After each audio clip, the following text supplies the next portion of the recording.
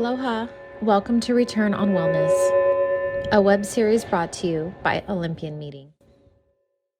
Hello, and welcome everybody to episode 2 of season 2 of Return on Wellness. I'm joined by David Allison with Valuegraphics. I just say Valuegraphics, but why don't you give everyone a official introduction? All right. So I guess there's a whole bunch of different ways to do this. The Valuegraphics project is what we like to call the work that we do because there's so many different parts of it. What we've done is built a giant database for the entire planet. Close to 1 million surveys we've done around the world now in 152 different languages across 180 different countries. And we've measured and mapped what everyone's values are. But the Valuegraphics project uses that database in a whole bunch of different ways. So I'm a speaker, we write books about it, we consult with companies, we're launching a few new products coming up in the next little while. But the core of all the work is trying to get people to look at each other based on their values instead of demographic nonsense from, days gone by about what men are like and what women are like and all that kind of stuff. So, and you are the founder, CEO. People call me all kinds of things. I'm not really hung up on titles. What do you put on LinkedIn as your actual job title? I think I'm called founder on LinkedIn. Okay, all right. But some people don't like that, so I find myself listed all over the place as CEO or, values activist was one of the titles that somebody gave me at one point. Values activist. Yeah, I like that. And then a whole bunch of people started calling me the values guy, and I was like, you know what? I'll take any of it. You're paying attention, and we're talking about values, so I'm in. I mean, it worked for the points guy. Yeah. Right? Like he turned it into a whole thing being called the points guy. Yeah, So the values guy, you should probably buy that domain if you don't own it yet. Just in case someone's like, who's that values guy? It's a good call. Okay. All right. Well, thank you for doing that. I'd love to dig into your background. It's actually something I don't know. So you and I met briefly at a site event that you were speaking at. You were on a panel. You gave a keynote, and then you were up there for a Q&A. Do you remember it? It was in San Diego. Oh yeah, that one. Okay, yeah. I've done a couple site events. That's why I was blocking out there. I was like, which one are we talking about? But yeah, it's San Diego one. Once you're friends with Tahira, you're in a good place. And you've spoke at IMEX and whatnot. But we met because you said something from the stage that made me stand up and clap. And and we were talking about loyalty. And there was someone there from Delta. There was someone there from let's call it Bonvoy, right. There, et cetera. And you said, why does loyalty have to be rewarded with carbs? Yeah. And which is true, right? Yes. I mean, all of those loyalty programs, that's what thank you for being a loyal customer of our airline. Have some carbs. Welcome into our lounge. Have some carbs. Cookies. And it's just carbs. It's the international language of we appreciate you. Yeah. Which I never find myself hunting for carbs. I'm always hunting for protein and where's the dang protein? Yeah. So that really caught my attention. I was like, okay, this is someone I understood the message before, but I was like, okay, we bonded over meat. Yeah. I got it. I understood. I was like, okay, this is someone who speaks my language. And then we got to know each other through various events over some time, IMEX, things of that nature. I want to talk about where did this idea come from? And then we're going to dig into what the idea is, but I'm focusing this year kind of on flashpoints. So when I spoke with my last guest, I was like, okay, everyone gets ideas. And I think this is probably a selfish thing because this concept has been an idea for a long time, but until last year, I didn't decide to pursue it full time. Right. I was like, it's important to me, but apparently it wasn't important enough for me to quit my job and go do it. Well, congratulations. Thank you. I appreciate you congratulating me on my daily terror. But so fear is an amazing motivator. Fear is an amazing motivator. You're going to do just fine. What was there something that happened that took it from an idea to we should go do this? Yeah, there was a couple things. So I had a marketing services firm. We're doing really well. We've about 10 years of work that we did. Companies all over the world were hiring us, but in a very specific sector. And that sector was large scale real estate development. Huh. So people would be building condo towers or resorts or office towers or whatever, and they'd knock on our door and say, hey, help us sell these things. Put the campaigns together, attract people, put the little presentation centers that we sell, all that kind of stuff. And what's really cool about that industry is every one of those projects has like a beginning and a middle and an end. So unlike regular old marketing for, let's say, Coca-Cola that just goes on and on and on for the rest of time, you do a thing, you send out a message, and then it's over and you can meet the people who responded to the message. So over 10 years doing this all over the world, the same thing kept happening. We would target a group of people based on their demographics and psychographics, whatever we could get our hands on. We go and spend $1 million. And then, 2 or 3 years later, we'd be in a room with a glass of cheap champagne, and it was actually Prosecco. We pretended it was champagne, and a shrimp on a stick. And we'd be looking around and be like, who the heck are all these people? Like, these are not the people we targeted. Some small percentage, like 10 or 15% were the same people. But the rest of them was like, what the heck are you doing here? We didn't think about you. We didn't target you. We didn't put messages in your channels. And yet here you are. And you've responded. So thank you very much. Made us look like rock stars to our client. But what the heck? It's like a 80%, 85% mystery about who are these people? Why are they here? So fast forward, I sold the company and I decided, I'm going to poke at that a little bit because it just seems wrong that we're spending millions and millions of dollars. And not just us, but around the world, everybody who's targeting people in the same way, whether it's for HR, sales, marketing, doesn't matter, right? We're using the same tools, and I bet they're getting about the same kind of results. I mean, that's really like a 15 to 20% Accuracy. ROI or return on investment, because you think it's this person based on these things, and then you see your results and you're like, were we wrong? Yeah. Well, and then so I talked to some other friends in other lines of business to make sure it wasn't just me. So one of my friends is a designer for a line of athleisure wear that sold all over the world. And he said, we're in Vancouver. We know who it is. Yeah, well, there's 3 of them here, so it could be anybody. So said to me, listen, we've got these avatars that we use, so these personas for who our customer is, and we design our clothes for them, and we design our stores for them, and our marketing and everything. And then I go and stand in the store, and I look around, and nobody in the store resembles that person. Maybe 1 or 2, but there's all kinds of other people there, and we don't know what they're doing there. So it wasn't just real estate; it was other industries as well. So that was the spark. And from there, we deep dived into behavioral science and trying to figure out, why do people decide stuff? So, deciding a thing is what we're talking about. How do we get people to decide to do something that we'd like them to do? And when you start digging into that, you can look at it from all the subcategories in behavioral science, like psychology, there's sociology, psychiatry, there's neurology. Neurology is the fun one to talk about. There's actual chemical processes in your brain that you go through when you make a decision. There's a small piece inside your brain called the insula. The insula sits inside your prefrontal cortex, and the insula's job is to filter all the incoming data, the sights and sounds and smells and everything it can get its hands on, and your gut and your past experiences and memories and all that stuff. And say, okay, we're gonna make this decision. We're gonna choose door A, not door B. And it turns out that the only tool that the human brain uses to make that decision is our values. That's it. Now, if you talk to all those other subfields of behavioral science in their own way, they concur. It's all about our values. Humans, we don't have a choice. Thousands of times a day, we all make decisions based on what thing aligns best with our values. And the reason we keep doing it is because every time we do it, we get a dopamine hit. So we're like, oh, that feels good. Making a decision that's aligned with my values gives me dopamine. I'm going to do that more often. And it's in fact how we've evolved, and not ended all, running off cliffs and doing dumb things that don't align with our values, because we weren't going to get any dopamine if we made the dumb decision. So yeah, we're dopamine addicts, and we're running around looking for whatever we can get our hands on all day long that aligns with our values, because we've been trained over the course of our lifetime that that's going to make us feel good. So that was the beginning, was saying, wow, that's the answer. How are we going to turn that into a useful tool?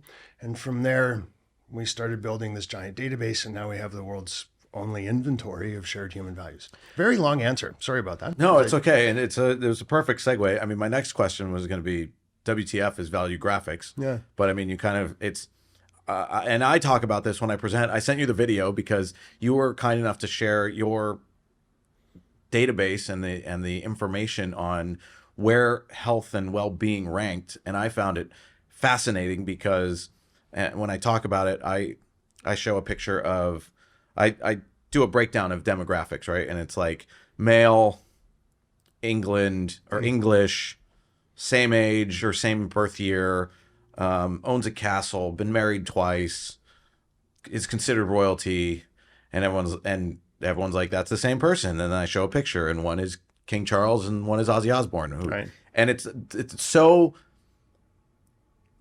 directly on the point of the fact that different people, even though they may fit all these other boxes, make decisions based on what's important to them. Yeah. So let's back up and look at that demographic difference you're noticing, because that's key. Because that's the way we tend to do things. We look at a group of people and we say, okay, are they male, female, rich, poor, young, old, black, white, gay, straight, married, single, all those kinds of labels that we're used to using, right? So we've talked to almost 1 million people in the world now and found out what really drives them and who they are on the inside and what makes them tick. And we can look at this global data set and say, all right, well, let's just look at one of those labels. Let's look at Gen Z, for example, and say, how similar are they to each other? Is it viable to think that we can do something that will appeal to Gen Z? Like how targetable are they? And the answer is, across the board for any of those labels, the similarity is about 10.5%.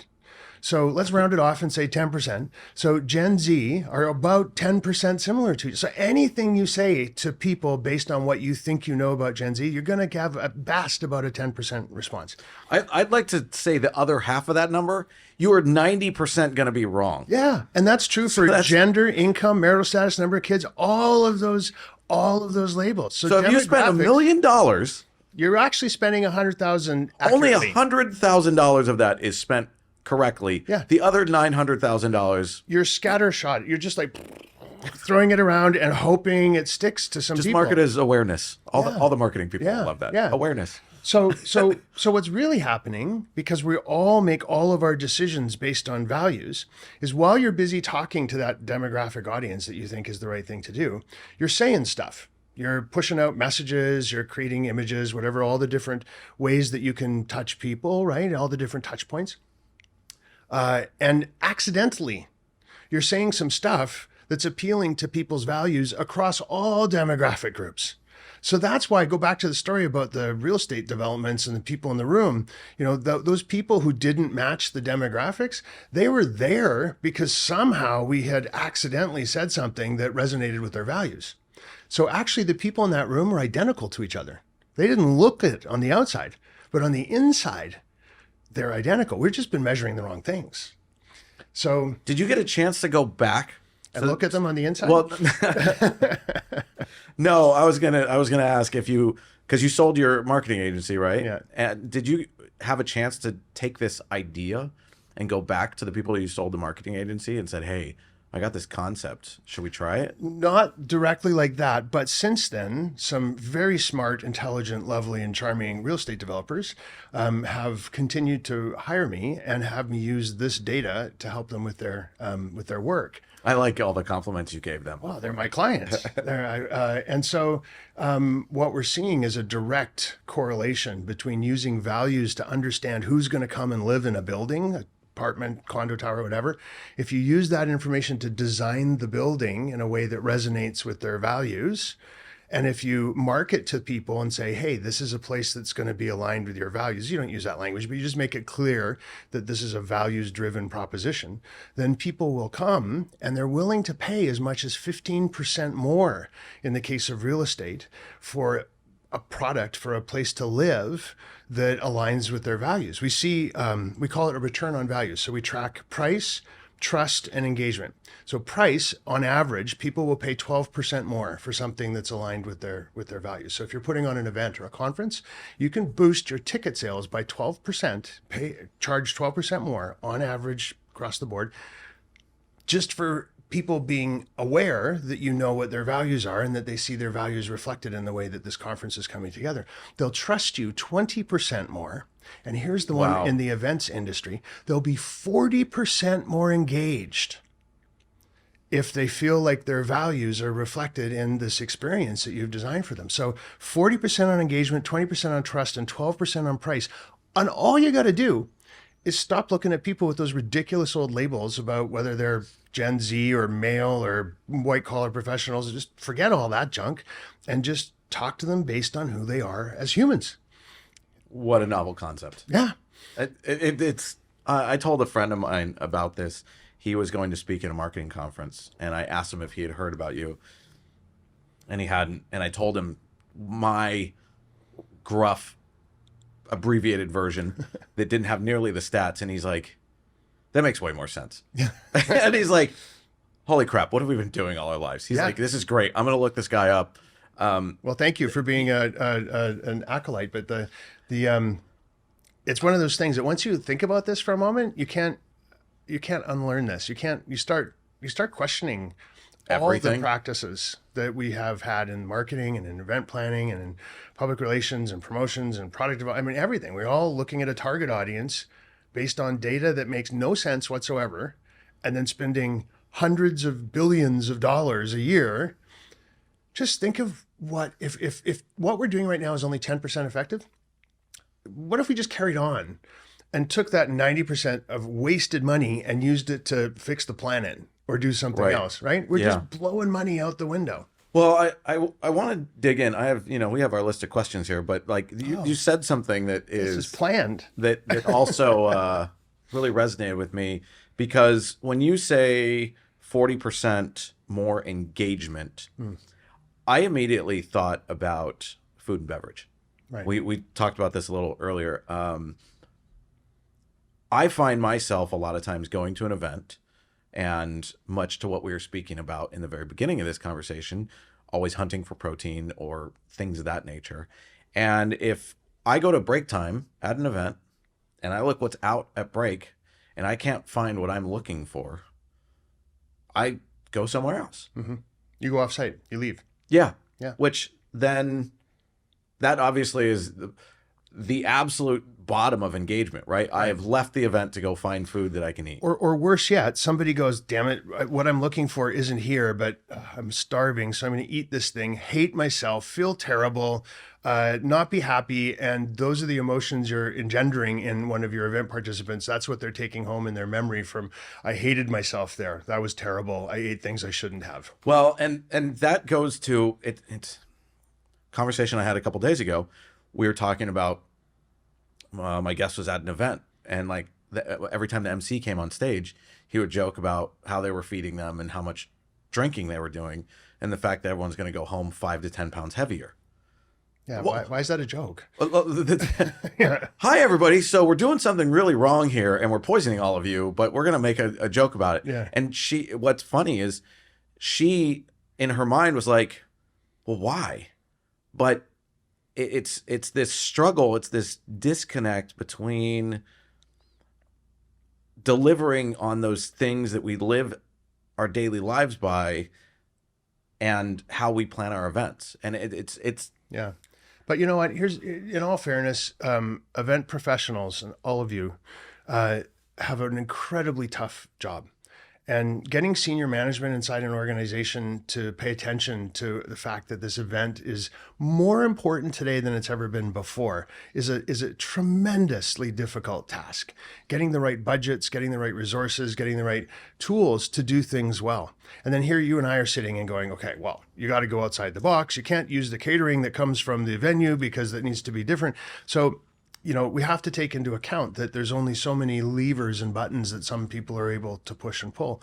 But if we start measuring this stuff and we start coming out the other end and we see that people's values are aligned, that price has gone up by 12%, engagement's up by 40%, trust is up by 20%, suddenly the C-suite is going to start paying attention and going, wait a minute, you're really making these numbers move in the right direction here. You're accomplishing great things. And that gives us the ability to get a little bit bigger and a little bit more creative with the way we put things together. Yeah, I was very much listening to where you were going with that, because there was part of me that like wanted to call a little bit of bullshit out of the gate, because I think there's a lot of event planners that they're just kind of afraid to push, and I don't know why that is, but I think one of the things is we need to understand as event professionals that we are, pardon my French, but we're in Canada, it's an official language.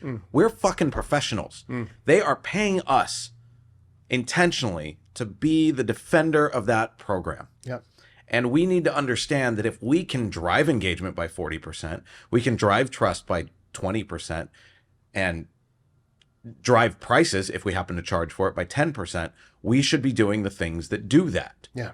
And I think one of the things a lot of people are afraid of, or they think, oh, wellness is too expensive, or getting the organic stuff is too expensive. You have to, or I don't have the time, or I don't have the investment. Guess what? Your executive gives next to zero you-know-whats about what the menu is. And if you have an executive that in the weeds with you, then you should send them this podcast. But you can make those choices, that you can create a buffet line that creates an inclusive choice so that people can get what they want. It's not about forcing everyone to eat grilled chicken and broccoli. Yeah. It's about having that grilled chicken and broccoli as an option for the people that want it. Yeah, and you know what? You and I are awfully food obsessed, so this is about much bigger than food. Right? Agreed. That's just one element of it, right? Yeah, because I mean, every aspect of what happens in an event is an opportunity to either be values aligned or not.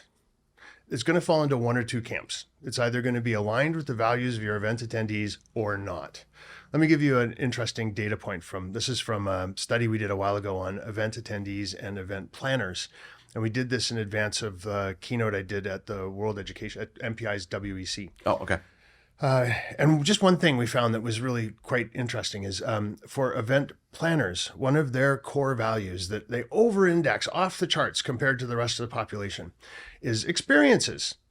Well, go figure. They put on experiences for a living. It's what they do. It's part of why they're in that world, is because it's such an important value to them. And they think experiences are just the best thing ever. Now we look at event attendees. Now, granted, this is a giant sample, very big average across the entire population, all that kind of stuff. But people who go to events a lot, they don't rank high on experiences, but about at the same place that planners rank for experiences, they rank for belongingness. They just want to fit in. They don't want to be in a place that's like too kooky and weird and they don't know what's going on. So I think back to, for example, you're probably too young, but in the mid 80s, there were all these events you'd go to where you go into the big dinner and all the lights are off and you have to be blindfolded and you don't know what you're eating. And it was like sensory deprivation dinners. And there's one. They brought that back. Yeah, it's been around.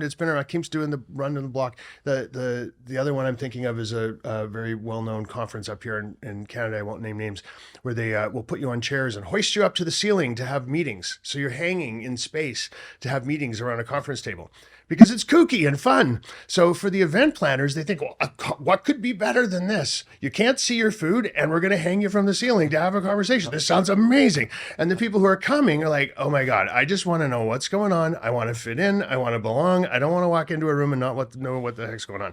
So there's a disconnect between the two. So if planners and event professionals are putting together crazy experiences, if you're doing a conference for event professionals, go for it. If you're doing a conference for everybody else, don't. You're just hurting yourself because you're putting values out of alignment for the people who are coming to your thing. That's very enlightening. I think we as event professionals sometimes just get in our own heads a little too deep. And we think, well, if we love it, then everyone else will love it. Yeah. And especially because our perspectives are so jaded. Well, and you have suppliers selling you stuff and saying, oh, we're a company, will come in and we'll help you hang people from the ceiling for meetings. And you're like, that sounds great to me, because they know who they're selling to, right? They're talking to your values. And so you go, absolutely. Who could not love this? So, I mean, it's endemic in the system. I can't say hanging people from the ceiling for a meeting was on my bingo card for today, but I'm glad that happened. So you've mentioned a few different values as we've been talking. When I think values, I feel like the list could be endless. How did you distill this down? Right. So it turns out there's only 56 values. And we figured this out. 5-6. Okay. So only 56, which is remarkable when you think about it. These are the things that drive all of us to do everything we do all day long, all around the world, and there's only 56 of them. To put it in context, I always kind of point to a piano. There's 88 keys on a piano. So it's more complicated to learn how to play Happy Birthday than it is to understand the sum total of what's driving all of us to be human all around this big, glorious world of ours. So how do we find this out? Well, you talk to 1 million people and you ask them questions about what drives them and about, what gets them up in the morning and what makes them upset and what would they like to have more of in their life. And all of these, you never ask them about their values because people will lie to you about their values. You put a room full of people together and say, hey, who thinks their family is important? Everyone's going to, even if they hate even if they're serial killers and they murdered their family, they're going to put their hands up because you're supposed to love your family. So you don't ask them about their values. You ask them about what's going on in their day, what wakes them up in the morning, what's the last thing they think about before they go to bed, what are their hobbies, their interests, all that kind of stuff. So you do that 1 million times, and you take all those long form answers. And I always talk about this like Halloween candy. Like you dump it all on the dining room table when the kid comes home from Halloween and you start sorting it out. And you go, okay, well, how can we sort this? Lollipops and chocolate bars. And actually in chocolate bars, there's 2 sets. There's the full-size ones and the little baby ones. And then there's chewing gum. And then there's always a couple of dentists who give you like a toothbrush for Halloween. Like, what's that all about? Those houses get egged. We hate you. Yeah. But you don't go into it knowing what you're going to find. You look at the data and you go, let's sort this out into logical piles. So that's what we did. 1 million people, talked to them about all this stuff, long form answers, sorted it out into logical piles, stood back and went, there's 56 piles here. And then we had to give them all a name. So this one over here, there's 912 things in this pile. And this is the pile called belonging. So that's all about different ways that people feel like they belong. Belonging is the most important value in the United States, second most important in Canada. But there's 912 kinds of belonging in the database, 912 different kinds of chocolate bars in the chocolate bar pile. So all told, there's more than 8,000 codes in the database for what those 56 values mean to people, how they show up in people's lives. So the trick is not just knowing that belonging is important, but what are the people that you're interested in motivating and inspiring and engaging? What do they think belonging is about? What needs to be present for belonging to be something that is working for them, where they feel like there's values alignment? So a little plug for some work we've been doing with Google and with Storycraft Lab. We've built a thing called the Belonging Index, and it's specifically for event professionals. And it's an online resource. We'll give you I just want to clarify. For event professionals to use or about event professionals? No, for event professionals to use. It's free. It's online. We'll put the link up and so everybody can get to it. Is this what we did at IMEX? I don't know if it's what we did at IMEX. I took a survey before I went to IMEX. Oh, it's part of that. It's part of it, right? So we've taken those 912 kinds of belonging. We've sifted and sorted them by geography and by job title. So an event professional can go online right now to this dashboard and put in, okay, my next conference is going to be in Europe, and it's for medical professionals. And the frame will come up and say, okay, this is what they mean by belonging. This is what the top 3 definitions of belonging are for that particular group of people in that particular part of the world. Now, all you need to do if you want to create a better sense of belongingness at your event is deliver on those 3 types of belonging. So an example might be, off the top of my head, I feel like I belong when the senior people in the room recognize me. So what do you do as an event professional? You say to yourself, all right, we're going to get the CEO and the president, instead of having them up at the little table by the front of the stage, they're going to be at the door greeting people and saying as much as they can, hey, Bob, hey, Sally, hey, Jane, hey, everybody, like, welcome. I'm so glad you're here. I was running out of names. And being present and saying hello to people. The reason I laughed is I thought operationally and logistically immediately, I was like double the font size of people's names on their badges. Yeah, exactly. There you go. Good event professional trick. So have you ever been to a TED event? TED events, like the lanyard they give you is the size of a dinner plate so that you can spot who's like important across the room. Yeah. But that way your executives can read it and call people by their names. And exactly. Okay. All right. As if they won't get, I don't know how that all works, but TED events are, TED's lovely. And I want to be on a TED speaker one day, so I better not say anything mean. But I've been to a couple of TED events here in Vancouver where we host like TED, not TEDx, but TED is here, right? Right. And you go into these mixer events and they give you these name badges that are this big. And so the whole time you're talking to someone, they're kind of looking over the shoulder to see if there's somebody more important than you. And so you don't ever really get full eye contact because they're always kind of, and then, sorry, I got to go. And then they're off to talk to the guy who might be a venture capitalist when they figure out that you don't have the venture capital they're looking for, whatever it might be. It's kind of a funny place to be. However, we digress. Back to this. the story. Okay, so and we'll put this in the description. We'll put a link to it. Yeah, the belonging index. It's a really cool tool. So what you did, the survey you took, and a whole bunch of the work that's been happening at IMEX events is to get what folks, how the event professional community would act on those different data points. So the one I just gave you for I feel like I belong when people who are the senior folks in the room recognize me and say hi, that was my version of how to do that. Bring that guy up to the front door. But there could be 10 other ways that event professionals will look at it and go, you know what else we could do? We could do this, we could do that, we could do this. So the goal, the next phase of this is that you'll be able to enter the geography, enter the job title, get the top 3 kinds of belonging, and then be able to go through and see what your peers are saying. Here's some ways you can execute on that stuff. That's the part that we're working on now, is filling in the blanks there. And then this will be a free tool. This is my gift, Storycraft's gift, and Google's gift to the event professional community.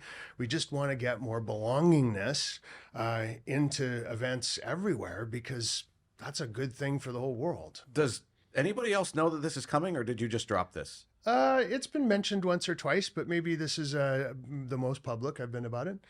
That's phenomenal, because Yeah. I mean, you guys have done all this. You know, I am not afraid to let people. If someone's going to sit down and we're going to have a solid conversation for an hour, I'm not against them talking about what they do for their business and how they make their money. Yeah. Like it's only fair. Yeah, Like, I don't you're make taking- any money on this. You're taking time out of your day, so you know, I figured at some point we'd get to a point about like how you can engage Valuegraphics or the Valuegraphics project, right? Yep. Get that correct? Yeah. For your event. But now you're telling me, I don't want to discount the whole thing, but to a certain extent, like there's a resource out there. There's a resource. Now, here's the disclaimer. That's just one value. Agreed. Right. But if we think about this, if we go back to what we talked about earlier, and you trying to get executive buy-in to start adjusting the knobs, right?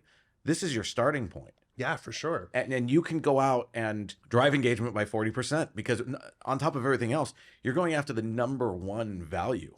Yeah, in the United States. In the U.S. Let's not be too American-centric here. Right? Fair enough. Yeah. So what's #1 in Canada? Family. Family. In the United States, it's belonging, then family. And in Canada, it's family, then belonging. So here's an interesting observation. That's fascinating. It really is, because, you know, over the last few years, you guys have had some political fun, Discrepancies. and there's some fun going on, and we hear stories up here in Canada where I live about, you know, Uncle Bob and Aunt Sally aren't invited to Thanksgiving dinner because they're not on the right team. They chose red instead of blue, or blue Or instead vice of versa, red, yeah. right? And so that's family coming after belonging. Now, we would never hear about that up here. We have political divisiveness, granted not to the same degree, but family's not going to take a back seat to whether or not you voted one way or another, or you plan to vote one way or another. It just wouldn't happen here. Family is less important than the tribe you belong to in the United States. Think about that for a moment. It's why American football is what it is. Think of how tribal that is. The diehard football, baseball fans, the sports team, just the crazy level of excitement around sports teams in the United States. Again, we have diehard hockey fans up here, but nothing compared to what we see when it comes time to talk about sports in the United States. It's a whole different thing. It's because of belonging. This conversation is turning into an emotional roller coaster, because I was like, oh my God, you're offering this incredible resource to planners for free that they can just go use and educate themselves and make them better at their jobs. And then this stark reality of what a mess certain things are in the US. Oh, well. I'm curious, without giving away too much, have you looked at that in Europe as well?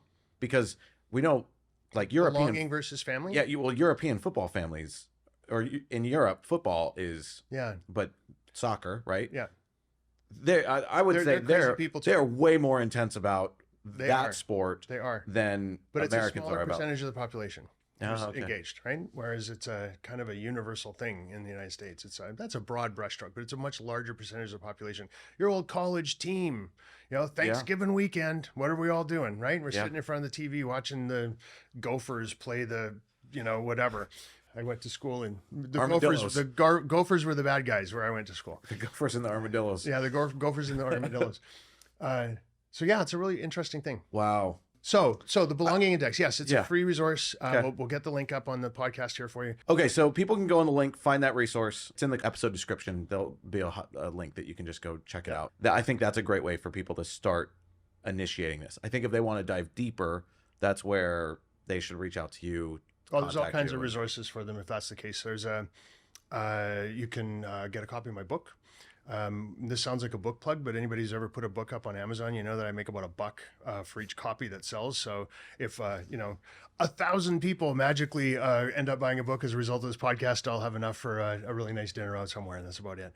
Is a dinner $1,000? Oh, with good wine. Yeah. I mean, we're here to talk about wellness, which we should at some point talk about wellness. But the book has a quiz in it. It's a 15-question quiz, which you can use, send it out through your own, Survey Monkey or MailChimp or whatever other, Survey Orangutan, whatever other primate based direct mail thing you're using.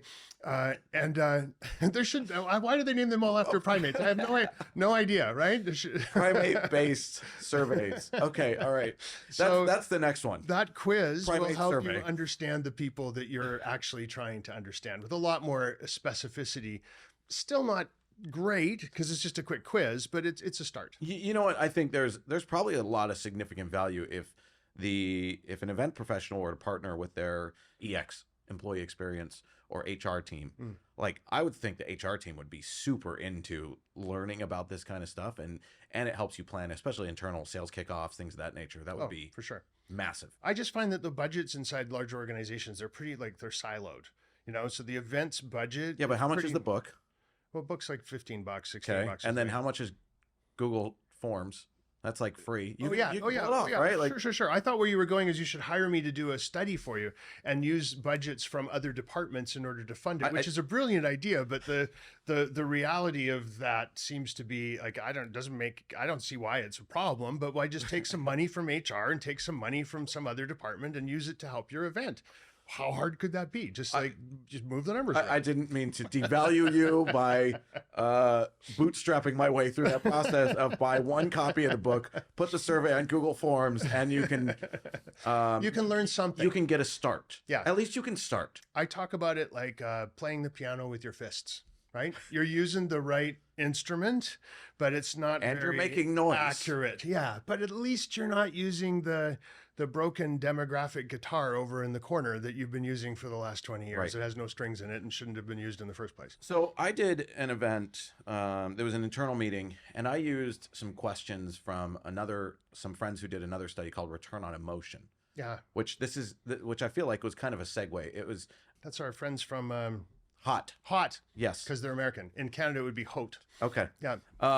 It was Liz and Nicole, right? Who they did this study, and they did it over the course of a year. And I asked the questions because they give you the same. It's 5 questions. Yeah. The acronym is HAM, and their joke is because emotions bring home the bacon. But the emotions. It's a bad joke. Yeah. Hey, hot people, not a good joke. Liz, I loved it. But it was hopeful, acceptance, adventurous, motivated, and I'm blanking on the other A now. Oh, active. So it was hopeful, active, adventurous, accepted, which accepted touches on belonging, I feel like. That's probably a full-size chocolate bar, for lack of a better term, and then motivated. Yeah. I want to tie this back to wellness because I've been talking about this in my presentations about the fact that in the U.S., health and wellness lands number 5, and Canada lands in number 4. So it's a little shift. Yep. So we'll call it 5th in North America. Sure. But I've been thinking a lot about the fact that group workouts check almost 4 out of the 5 boxes in the U.S. So in the U.S., the top 5, and please correct me if I'm wrong, it was belonging, then it was family. I believe number 3 was personal growth. You know better than I do. I have to check a chart. But, and then relationships. Yeah. I sounds right. I might be mixing those two up. And then health and wellness. Sounds right. And I thought about the fact that when you offer a group workout at an event, you do a bodyweight boot camp, right? And I think also part of this is from my time I spent at Canyon Ranch, where they do group activities out in the redwoods. You can start fostering 4 out of those 5. Family is family, and I don't believe in work family. I think that's a misnomer that the people up there that came up with quiet quitting also say work family. Right. But if someone comes to a conference or an event and they do this group workout with people they've never met before, and you do a nice introduction, people get to know each other. Yeah. Okay, we're all doing this together. Yeah. So I see where you're going. I got to jump in here though, because what you're doing right now is a perfect example of what we talk about. You're filtering the sense of this through your values. To you, this sounds amazing, right? To the person sitting next to you, who may be your demographic twin, by the way, this could sound like the worst idea ever, because the way those 5 values show up for them is entirely different than the way that shows up for you. So as event planners, as humans, we always have to be checking ourselves at the door and saying, who am I doing this for? How do we align it with the values of the people who we're doing it for, not the people that are just like me? Now, we're also using a data set here of all Americans, saying these are the top 5 values for the entire population of the United States. So it's a pretty safe bet that some portion of your event attendees are going to match that. But don't forget, there's 56 other values, and individuals within that pool might not have any of those in their top 10, and they may have something else that shows up in their top 10. So the real trick is to get a pulse somehow using some kind of tool for the people who specifically are coming to your event and see what their values are. That said, health and well-being, which is one of the 56 values, number 5, if I'm using your math, because I can't remember off the top of my head where it ranks. We've got 180 countries. I committed it to memory. It is number 5. Based on what you sent me, it was number 5. Okay, cool. Then it must be right. If I sent it to you, it must be right. Health and well-being is a really interesting value to dive into and think about in an event perspective, because it is in the top percentile for the vast majority of the population. It'll be, for some individuals, a little bit lower down, for other individuals, a little bit higher up. So just like belonging is a pretty safe bet that a vast majority of the folks coming to your conference are going to have some version of belonging they're looking for, I think health and well-being is a pretty safe bet as well. It's not super accurate, but it's a pretty safe bet. So let's think about health and well-being as a value, and let's also think about it as a behavior. Because those are 2 different things, right? For some people, health and well-being is a behavior or a tool that they use in order to achieve values alignment around some other value. So I'll give you an example in my own personal life. One of my values is loyalty. And for me, health and well-being manifests itself through loyalty in the way that I go to the gym at a certain time every day with the same folks. I know who I'm going to see there. I'm loyal to the routine. I'm loyal to the people. I'm loyal to the gym. I'm loyal to the time of day. And health and well-being is the tool I'm using, the behavior I'm using for loyalty to get into alignment for me. I love that I thought I knew what I was talking about, and now I'm like, oh crap, I don't know anything. So all the values in some cases can end up being a behavior as opposed to a value.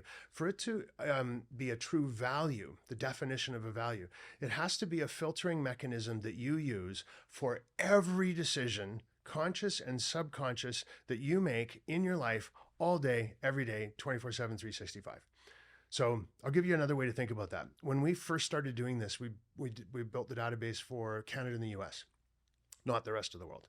And we only had 40 something values.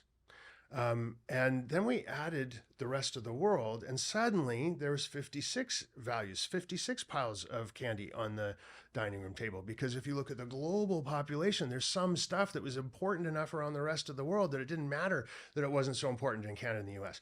One of those values that we got added after was environmentalism. So it was not a priority in every decision that everybody makes in Canada and the United States enough for it to be a value. I can't say I'm surprised about that. But once we added the rest of the world, it popped up and turned into a value. Now, that means in Canada and the United States, it doesn't mean we don't care about the environment, but for many of us, it's a behavior we use to execute on a value. So let's say the value is family. I behave in an environmentally friendly way, and I'm trying to be a good steward of the planet because I want my kids to have a planet to live on when it's their turn to be the grown-ups running the show. So I'm not doing this activity because of a value. I'm doing it because that's a behavior that feeds into a value. Environmentalism isn't my value. Environmentalism is a tool I use to achieve the family alignment that I'm looking for. So taking that back to health and well-being, there will be people in the crowd at any conference for whom health and well-being is a value. I'm going to guess you'd be one of those folks. You make every decision in your life, or 99.9% of them, based on how this is going to impact my health and well-being. But there will be a whole bunch of other people in the room for whom health and well-being can be a tool to help them feel like other values are coming into alignment, which is what you were getting to. You're saying that personal growth is up in the top 5 for most folks in the United States. Health and well-being is a tool to help me get there, to feel like I'm growing in some aspect of my life. That's cool. It might be about relationships. It could be about friendship. It could be about community. It could be about ambition. Here's a great story about health and well-being that I know that's going on Wall Street. If you're the CEO, big dude at some giant Wall Street hedge fund, the latest thing that's replacing lunches, you get to go for lunch with the boss. In the past, that was like the big deal, right? Oh my God, the CEO noticed me. I'm getting to go out for lunch with the CEO. Now you get invited to go for a workout with the CEO. The CEO goes, come on to my gym. We're going to go lift some weights after work today. So it's pervading itself. It's becoming more pervasive in all aspects of life. Where am I going with this? Finding different ways to execute on health and wellness inside an event is not going to be a bad idea at all. But we have to just be careful that we understand that it's not all going to be about a values alignment. It could just be about helping people choose behaviors that align with other values. So what would I do as an event professional? Think about this as a buffet of choices. It might be that a bodyweight boot camp is an amazing thing. It might also be that wellness room that we've seen pop up from, I think it's Marriott, who's been doing those wellness rooms at various conferences that I know you and I have been at lately, like IMEX, is another great way to execute on that. The food choices is another great way to execute on that. Back to food. Back to food. Giving people a break. As a speaker, I keep getting sent these, here's the schedule, here's where you fit in. And there's like a 5-minute break before me and a 5-minute break after me. And everybody's expected to be like, bang, bang, bang, workshop, masterclass, then the keynote speaker. Then we're off for 3 minutes of networking before we go to lunch. And then we have a 5-minute break so that you can take a pee before you have to go to the next thing. And it's like, wow. You're sending people home exhausted. They're not going to have a chance to absorb any of this or have any sense of actually, being with other people, which is what the point of an in-person event is supposed to be. So, rambling all over the place. My point is, the larger the array of health and wellness activities that you can provide in all the various beautiful aspects of definitions of that word, the better the chance is that you're going to be either hitting the folks who are doing it as a behavior to help them with another value, or the folks who have health and well-being as a value in and of itself. Yeah. And I was using workout classes as one example. I constantly say wellness means different things to different people. Yeah.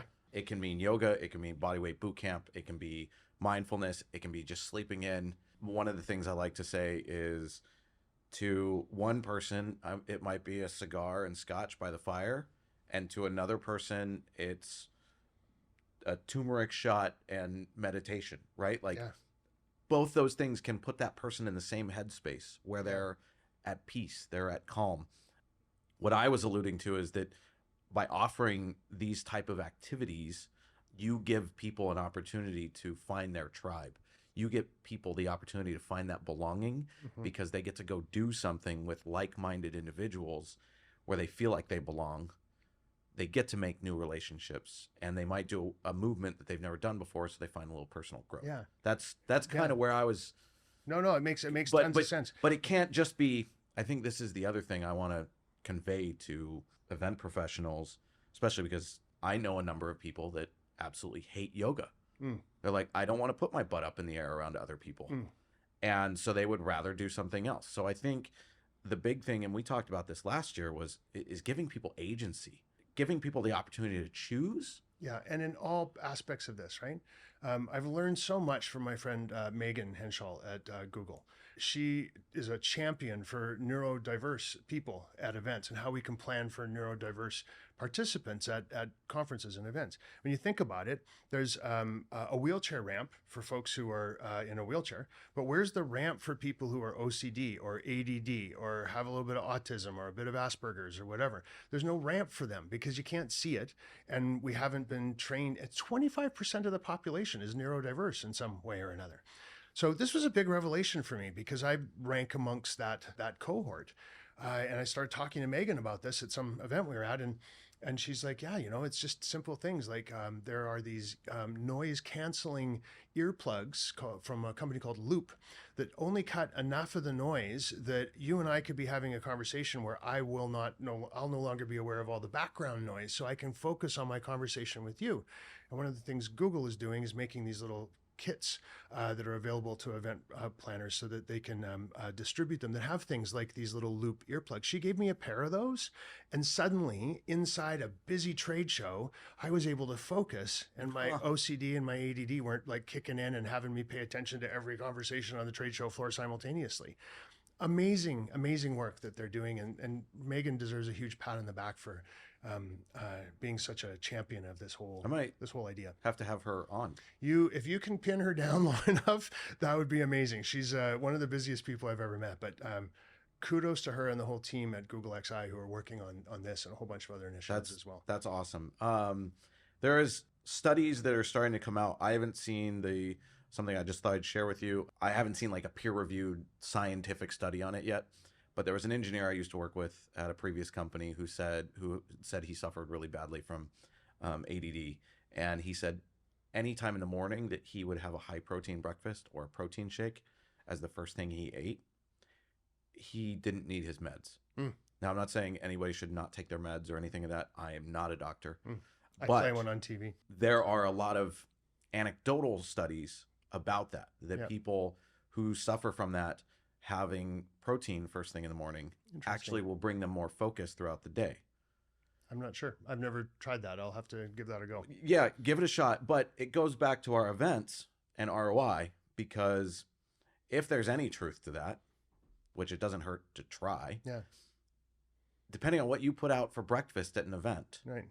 So someone says, hey, David, will you come speak at an event and we'll pay your 7-figure fee? It's 8 now, but my bad. And then they put out a continental breakfast. They just flush that money down the toilet, especially because you said 25% of the population is somewhere neurodiverse. Yeah. So they're literally throwing money away if they aren't feeding people. For 25% of the people in the room. Like, think about that. Your 25% of your participants are not going to be at their prime unless you're planning for folks to have slightly different ways that their brain processes reality.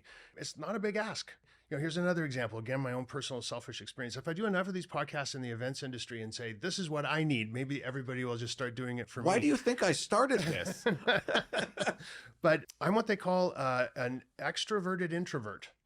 What that means is I have come across as an extrovert. I get up on stage and I talk to a whole bunch of people. Everybody looks at me and goes, extrovert. But actually, I'm an introvert. And being that extroverted version of myself wears me out. And I need to be able to go back to my room and just chill and be alone and listen to some music and kind of get my bearings back again before I can venture back out into the fray and be extroverted David.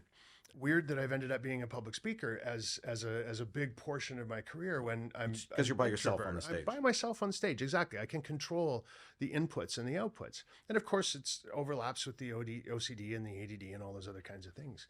But giving people the opportunity to not have to be on the whole time that they're at a conference is hugely important. There's some big, I don't know what the percentage is, but some giant percentage of the folks who are there who are not comfortable being on and doing the small talk and doing the networking and then go to the next thing and have to be, they need to be alone. They need to just recenter, and then they can come back out and play again. So another thing that I've seen happen, and I believe this is also from Megan and the folks at Google XI, is turning into a commercial for Google XI. which is weird because they're not selling anything. They're just trying to put good ideas out there in the world. But there's these badges that you can give to participants that signal whether or not you're in the mood to talk or not, or taking a break, or please don't hug me, or, just like let people know what the ground rules are for engagement. And if you see somebody wearing one that just says, it says very politely, but it basically says, fuck off, I don't want to talk to anybody right now, then you just like leave them alone. You just like let it go, right? Smart things. It's so basic. It ties back to the last conversation I had where this woman's built this massive community of 35,000 people. And her big thing was, even when she owned a gym that had a couple hundred people that came to the gym, making sure people felt seen. Mm-hmm. And that's really what it comes Seen down to. And values aligned. The more values aligned you can make things for people, the better. Yeah.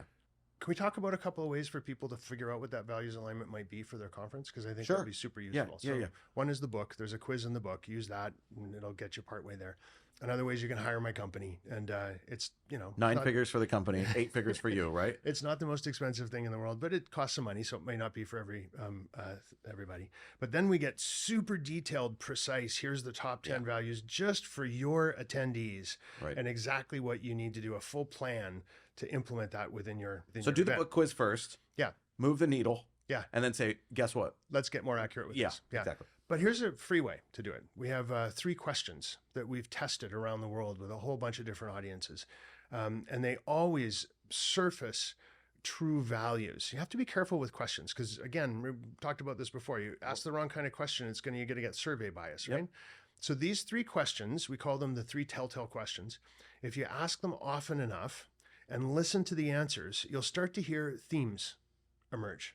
And those are people's values bubbling to the surface. Okay. You can't do this to 10 people and expect to get an answer. This is something you just sort of start to do always for a year, let's say, and you listen to as many people as you can and then start collating what you're hearing. And just like we talked about with the Halloween candy, you're like, here's a theme coming up, right? Okay. Question number 1, why do you go to work?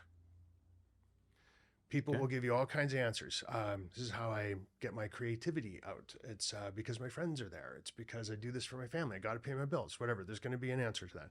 Second question, you just won the lottery. Why would you give away half? Not who would you give it to, but why would you do that? And the third one is my favorite, good friend tester. Next time your friends are sitting around dinner table and you've had a couple glasses of wine, pop this one out. You get to write a letter to yourself from 10 years ago, and you get to say one thing to yourself 10 years ago. What's that one thing? And why did you say that? The important part of the question is, why did you say that? So what do you tell yourself 10 years ago? And why? And why? Now, there's always going to be a joker in the room who goes, buy Google stock or something like that. So fine, got that, ha ha ha. So I don't have to go to work. Yeah, that exactly. answers 2 of the questions. Yeah. But what you're going for in all of those cases is, what's the why, Simon Sinek's why, behind these massive decisions we make in our life? Why do you go to work? Why would you give away half your money? Why would you say that one thing to yourself from 10 years ago? And you listen to those and you'll start to hear these patterns in the noise, these signals in the noise, and that's people's values rising up to the surface. So that's the free way to do it. Okay. Coming up soon, if all goes well, we're going to have a couple of new products that are at various price points that will be hitting the market. Okay. One of them we're calling a values snapshot. So unlike the big, complex, super accurate version of the thing that we do with our clients like PayPal and the United Nations Foundation and all these kinds of big organizations, this one's fast and easy. It costs $1,000. And within 3 days, we give you a report, a very superficial report. So it's a step up from the quiz in the book. You can get a values snapshot. Another stepping stone. And another way to sort of get a little bit more accurate data. And then there's a couple of other things in the works that I shouldn't even talk about because we'll probably end up changing the name. But if you keep coming back to the website, valuegraphics.com, over the course of time, you'll see that we're putting new steps and new products at new price points in place. Because our goal, and maybe this is a great way for us to finish here, our goal is to get as many people as possible at whatever the price point, even for free, to just start using values as a way of thinking about each other. Because there's a much bigger issue here than just being able to get 12% more money and 20% more trust and 40% more engagement. That's all great. But what we're doing is giving people an alternative to demographics. And the reason that's important is the longer we keep using demographics to look at each other, the longer we're resorting to demographic stereotypes. You know, if you know that your conference attendees are going to be 73% female, you're going to automatically go and ask yourself the next question, well, what do women want? As if they're some sort of Borg. They're all the same as each other, right? And so that's just using stereotypes. Stanley Cups. Stanley Cups is the answer to that. There you go, right? Where you can make everything pink and have a lot of flowers. Like, it's just like you end up using stereotypical thinking. And it's the same whether we're talking about gender, income, marital status, age, all those other things. Now, the stereotypes are terrible because they're not accurate. We know that. Only 10% accuracy using demographics to understand people. But the stereotypes are the problem because they fuel sexism and ageism and racism and homophobia and ... So we're using demographics to understand people, which don't work. They're failing us. They're inaccurate and ineffective. And we've talked to 1 million people to prove it. And they're messing everything up. So there's 2 good reasons for us to switch. And here's the beautiful thing. It's so easy to fix this problem because you don't have to like build a factory or, change a whole bunch of software. All you got to do is change the way you think about people. Just change the way you look at people, change the way you think about people. Start with yourself, and then think about what your values are, and then think about the people that are around you and the people you care about and love and what their values are. And then start thinking about the people you want to impact with your work. And gradually, if enough of us do this, we're all going to change the way we look at people. And if we do that, we can change the world. We really can do that. And that's all we ever want with our events. That is our world, and we know that we can change that world. Yeah. I get a little emotional talking about this because I'm a member of the gay community myself. I'm an Indigenous Canadian, and those are 2 labels that people try and use to understand me and to talk to me. And you're going to fail because I am not the same as everybody else who wears those badges. I wear them proudly, but that's not who I am. Those are just labels, right? Great. So don't talk to me that way. Talk to me based on who I am on the inside and what my values are, and everything will be better off. That's a perfect way to end it. Thank you very much. Thanks for having me. And thanks for traveling all the way to Vancouver for this conversation. Absolutely worth it. Yeah. Very, very worth it. Cool. Okay. Thank you. Well, thanks, everybody. Check the links by the time this episode comes out. If there's more things that we have, resources, we'll add it to the comments. And keep checking out the website. Bye, everyone. Bye, everyone. Cool. Thank you, sir. Thank you so much for joining Return on Wellness. For help integrating these ideas, please scan the QR code. We sincerely hope you join us for our next episode of Return on Wellness.